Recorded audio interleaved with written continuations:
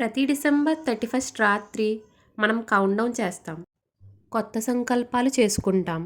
కానీ మీరు ఎప్పుడైనా ఆలోచించారా? న్యూ ఇయర్‌ను మనం ఎందుకు జరుపుకుంటామని? దానికి నిజమైన అర్థం ఏమిటి? కొత్త సంవత్సరం సెలబ్రేషన్స్ కొత్తవి కావు. ఇవి వేల సంవత్సరాల నుండి కూడా జరుపుకుంటున్నారు. మనిషి కాలాన్ని ఎలా కొలుస్తాడో చూద్దాం.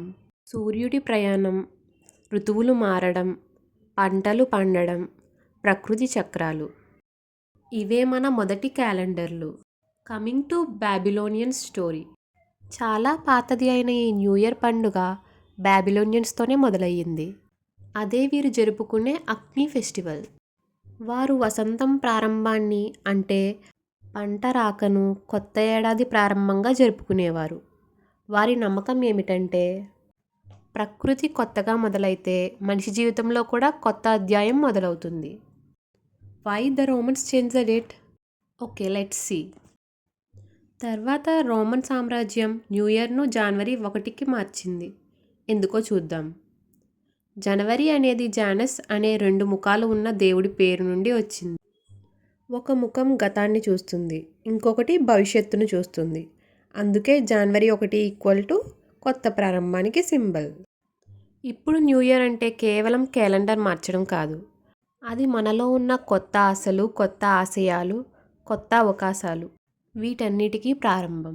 కొత్త సంవత్సరంలోకి అడుగుపెట్టే ముందు మనం పాటించవలసిన 3 విషయాలు చెప్పుకుందాం. గతంలో చేసిన తప్పులను విడిచిపెట్టడం, మనల్ని మనమే రీసెట్ చేసుకోవడం, అండ్ ఒక కొత్త వెర్షన్గా మారడం. అసలు న్యూ ఇయర్ ఎందుకు జరుపుకుంటారు? 1. కొత్త ఆరంభం కోసం, మనసును రీసెట్ చేసుకోవడానికి. అండ్ 2. పాత సంవత్సరం ముగింపు గుర్తుగా, మనం చేసిన తప్పుల నుంచి నేర్చుకోవడం కోసం. 3. కుటుంబం, స్నేహితులతో కలిసి ఉండే రోజు, ప్రేమ ఆనందం పంచుకునే రోజు. 4. కొత్త లక్ష్యాలు పెట్టుకునే రోజు, resolutions, dreams, plans all starts here. And 5. ప్రపంచం మొత్తం ఒకేసారి జరుపుకునే ప్రత్యేక క్షణం, unity and celebration of hope. New year అనేది మనకు ప్రకృతి ఇచ్చిన మరొక అవకాశం. ఒక కొత్త పేజీ, మనమే రాయాల్సిన కథ. సంవత్సరం ఎలా ఉండాలో ఆ క్యాలెండర్ కాదు, మనమే నిర్ణయిస్తాం. మీరు ఈ సంవత్సరం కోసం ఏ ఒక్క మంచి సంకల్పం పెట్టుకున్నారు? కింద కమెంట్లో చెప్పండి. Happy new year in advance. If you like the video, do share and subscribe.